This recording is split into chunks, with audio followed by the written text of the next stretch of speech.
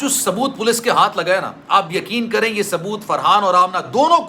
دونوں مرکزی ملزمان کو پھانسی کے پھندے تک لے جائے گا۔ جس طریقے سے انہوں نے پری پلان طریقے سے رئیس کا قتل کیا ہے، میں پھر یہ مینشن کروں گا، پری پلان طریقے سے قتل کیا گیا، کیونکہ اگر کسی کے ساتھ کوئی حادثہ ہو جاتا ہے نا، حادثاتی طور پر کسی کا کوئی قتل ہو جاتا ہے، اس کے ہاتھوں میں کسی کا خون آ جاتا ہے کہ بھائی یہ حادثاتی طور پر ہوا، میں جان بوجھ کے نہیں مارنا چاہتا تھا، لیکن اس کے بعد اگر وہ ایویڈنسز کو ضائع کرتا ہے، اس کے بعد اگر وہ ثبوتوں کو ضائع کرتا ہے، اس کے بعد اگر وہ ایویڈنسز کو مٹانے کی کوشش کرتا ہے، تو یہ لگتا ہے کہ جناب اس نے پری پلان طریقے سے اس کا بے دردی کے ساتھ قتل کیا۔ فرحان کے خلاف آج پولیس کو باضابطہ طور پر پہلا جو ثبوت ملا ہے وہ اتنا خطرناک ثبوت ہے کہ اس کے بعد کسی اور ثبوتوں کی گنجائش ہی نہیں بنتی، اور یہ ثبوت فرحان کے نہ صرف جھوٹ کو بے نقاب کرتا ہے بلکہ فرحان کو پھانسی کے پھندے تک لے کے جاتا ہے۔ آپ کو یاد ہے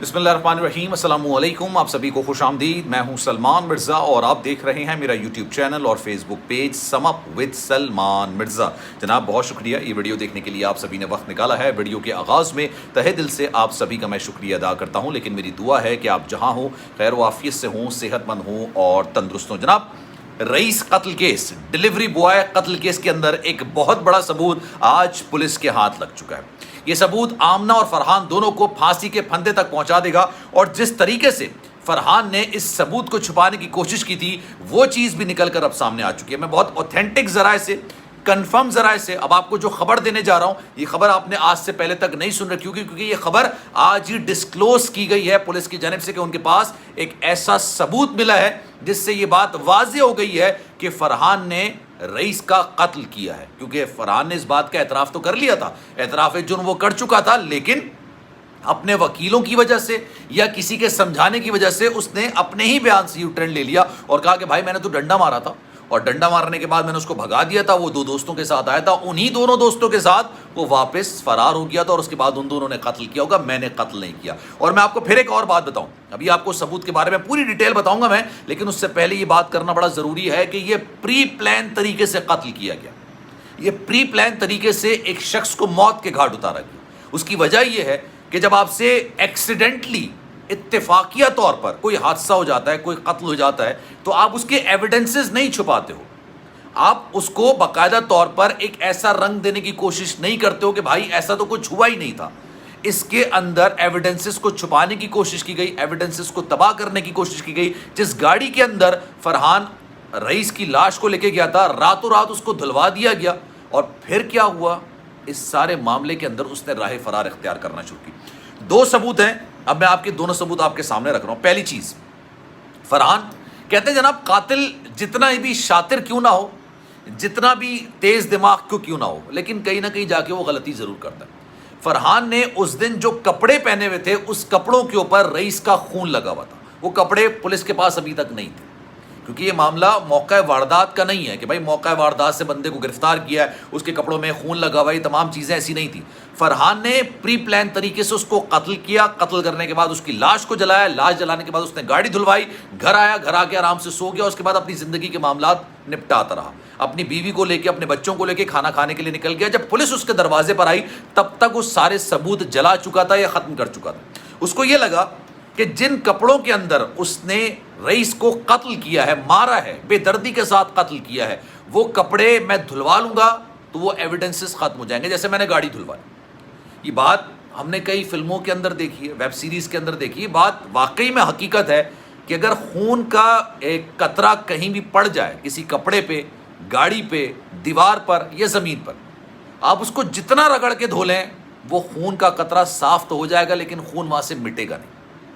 پولیس نے نہ صرف وہ کپڑے بازیاب کی، بازیاب کرانے کے بعد ان کو فورنزک میں بھیجا، اور فورنزک سے یہ بات پتہ چلی کہ بھائی وہ جو خون تھا وہ کسی اور کا نہیں تھا بلکہ رئیس کا تھا۔ رئیس کے پوسٹ مارٹم میں یہ بات نکل کر سامنے آئی کہ جس سے اس کی موت ہوئی ہے نا، جو وجہ موت بنی ہے، ایک ہوتا ہے نا آلہ قتل، ایک ہوتا ہے وجہ موت، کہ آپ نے اس کو بے دردی سے قتل کیا لیکن سر پر لگنے والی چوٹ کی وجہ سے اس کی موت واقع ہو گئی، یا سانس اکھڑنے کی وجہ سے اس کی موت واقع ہو گئی، یا دل بند ہونے کی وجہ سے اس کی موت واقع ہو گئی۔ پولیس نے جو انویسٹیگیٹنگ رپورٹ کے اندر، جو اس کی پوسٹ مارٹم رپورٹ ہے، اس کے اندر یہ باقاعدہ مینشن کیا ہے کہ اس کی جو موت ہوئی ہے وہ سر پر ڈنڈا لگنے کی وجہ سے ہوئی، اور یہ بیان تو وہ اب بار بار دے چکا ہے کہ اس نے اس کو ڈنڈا مارا تھا، لیکن ڈنڈا اس نے سینے پر مارا تھا، سر پر نہیں مارا تھا۔ اب پولیس کو آلہ قتل جسے کہتے ہیں نا کہ وہی ڈنڈا جس کی وجہ سے اس کے سر پر چوٹ لگی اور وہ چوٹ اس کی موت کی وجہ بنی، وہ ڈنڈا بھی بازیاب کرا لیا گیا، وہ کپڑے بھی بازیاب کرا لیے گئے جس پہ رئیس کا خون تھا، اور وہ کپڑے کسی اور کے نہیں بلکہ فرحان تھے. فرحان نے اس کو ڈرائی کلین کروا دیا تھا. جیسے گاڑی کو جناب وہ دھلوا کر آ گیا، گاڑی کو واش کروا کر آ گیا، اس کو لگا کہ شاید وہاں سے تمام ثبوت مٹ جائیں گے. یہ بات حقیقت ہے کہ آپ اگر کسی چیز کو دھلوا دیں تو جو ایویڈنس ہوتے ہیں وہ ختم ہو جاتے ہیں، لیکن خون کا قطرہ ایک ایسی چیز ہوتی ہے کہ وہ اپنے پیچھے پوری کہانی بیان کر دیتا ہے. فورنزک والے جب اس چیز کو چیک کرتے ہیں تو اس کو اندازہ ہو جاتا ہے کہ بھائی یہ خون کا قطرہ تھا یہاں پہ، جس کو مٹانے کی، جس کو صاف کرنے کی کوشش کی. پولیس کے پاس آج کی تاریخ تک یقین کریں کوئی سفیشینٹ ایویڈنس موجود نہیں تھا. اس کیس میں جو پولیس پروسیڈ کر رہی تھی، پروسیکیوشن آپ یہ کہہ لیں کہ وہ سارا معاملہ یہ تھا کہ بھائی مرکزی ملزم نے اعتراف جرم کیا.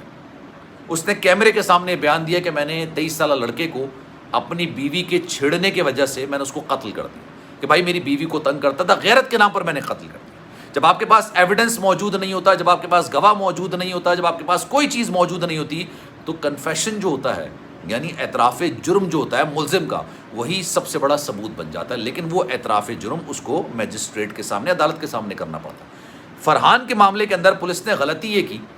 کہ اس نے جو اعتراف جرم کروایا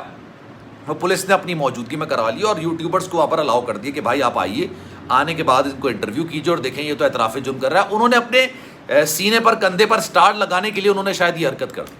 لیکن یہی چیز فرحان کے لیے ایک بہت بڑا فیور ثابت ہوئی. فرحان کے حق میں یہ بات ثابت ہوئی کہ بھائی وہ بیان سے وہ مکر گیا، لیکن جو ایویڈنسز ہوتے ہیں، جو ثبوت ہوتے ہیں، جو گواہ موجود ہوتے ہیں، اگر وہ آپ کے اگینسٹ جاتے ہیں تو پھر آپ کا بچنا یقین کریں ناممکن ہو جاتا ہے. آج کی تاریخ میں رئیس کے گھر والوں کو یہ ان کے لیے ایک بہت بڑی خوشخبری ہے. ویسے یہ لفظ تو مناسب نہیں ہے، اچھی بات نہیں ہے. ان کے گھر کے اندر سے ایک 23 سالہ لڑکا گیا ہے، یار بڑا افسوس ہوتا ہے کہنے کا. میں اس کے بھائی کے بیانات دیکھ رہا تھا، مجھے اس پر بھی افسوس ہوتا ہے کہ علی یہ کہہ رہا ہے کہ بھائی رئیس جو ہے وہ شریف اور معصوم لڑکا تھا، وہ لڑکی جو تھی یعنی آمنہ بد چلن بد کردار اور بذات قسم کی لڑکی ہے. یار آپ ایک طرف مان رہے ہو دونوں کا ریلیشن شپ تھا، تو دونوں کا ریلیشن شپ کا بوجھ ایک کے سر پر کیسے ڈال سکتے ہو؟ دوسرے کے سر پر بھی اس کا بوجھ ہوگا نا. میں اس کے قتل کو جسٹیفائی نہیں کر رہا، نہ وہ جسٹیفائی ہو سکتا ہے، لیکن ایک عورت پر الزام لگا دینا، اس کے کردار پر الزام لگا دینا، یہ اس دنیا کے اندر سب سے آسان ہتھیار ہوتا ہے. خیر جناب، اب یہ ایک بڑی چیز نکل کر سامنے آئے نا، آئی ہوپ سو کہ عدالت میں جب یہ ایویڈنسز پیش کیے جائیں گے تو فرحان کا جو جھوٹ ہے نا وہ بے نقاب ہو جائے گا. پولیس کو آمنہ کے حوالے سے بھی کچھ ایسے ثبوت ملے ہیں جس کی بنا پر یہ بات طے کی جا رہی ہے کہ جناب آمنہ بھی اس قتل کے اندر براہ راست ملوث تھی.